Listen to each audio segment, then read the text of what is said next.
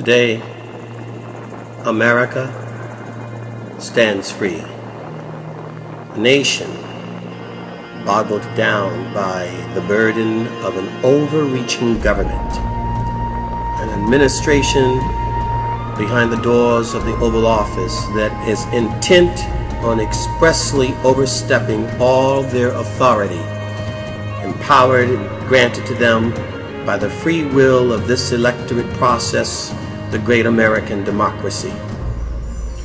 And unbeknownst to those behind the halls of Congress and the Senate, our judiciary, the courts across this country, is the rising tide and swell of discontent among those of us who stand uniformly together, collectively, single-mindedly, as a unit of Americans believing in the resurgence of that which we hold dear, the intent of the framers of our Constitution, our founding fathers. Those beliefs that has propelled a nation over 200 years to heights unforeseen before now by any modern-day empire, rivals that of the great Babylonian, Persian, and Roman empires of past, and even that from which we are begotten, Great Britain. To my fellow American citizens, I implore and encourage you to continue your drive forward, determined and unchanged in your commitment to make your voices of protest heard, that we not forget this great American experience, that we not forget that this is still a government for, of, and by the people. And though seemingly divided across the tides, and not just that which divides the great continental divide in our nation, is the moral and social turf war of beliefs and ideology, the politicking of men and of women in this nation, who have seemingly been pawns in the hands of manipulative politicians, lobbyists, who seek a more nefarious goal of division and controls. We find ourselves in an era now where good, God-believing Americans who believe in their First Amendment right of speech, their right to bear arms, their right to raise their children behind the walls of their own homes as they deem necessary and see fit. We see that now confronted by this current administration to attempt to treat the American people as children who've gone astray, who need a shepherd called Obama. And I want to encourage you today that what you have seen across this land in the Tea Parties expressed in each respective capital is a resurgence and a rebirth of that which made America hundreds of years ago.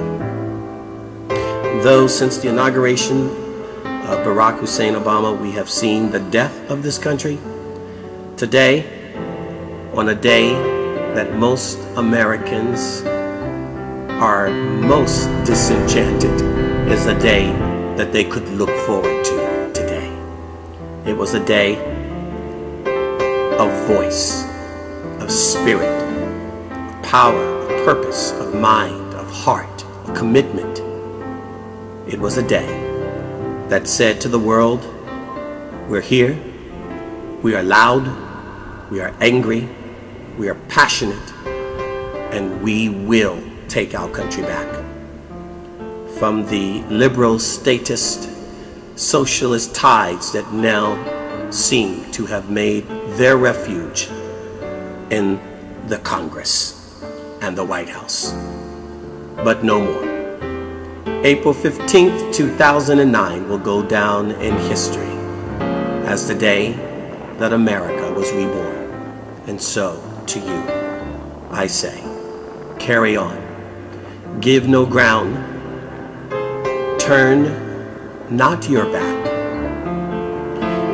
Do not slumber, do not sleep, do not waver, and do not become weary. Tread steadily ahead. Take whatever ground you can and move as swiftly as you can.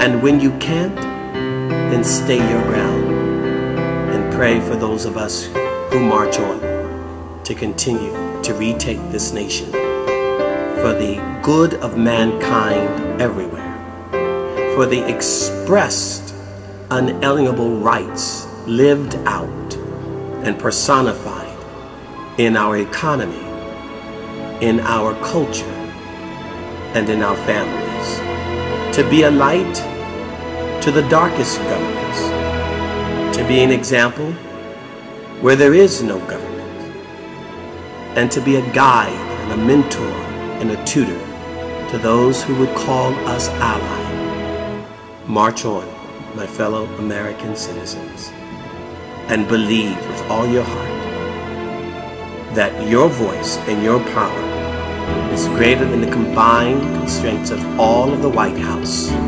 all of the Congress, all of the Pentagon, all of the judiciary.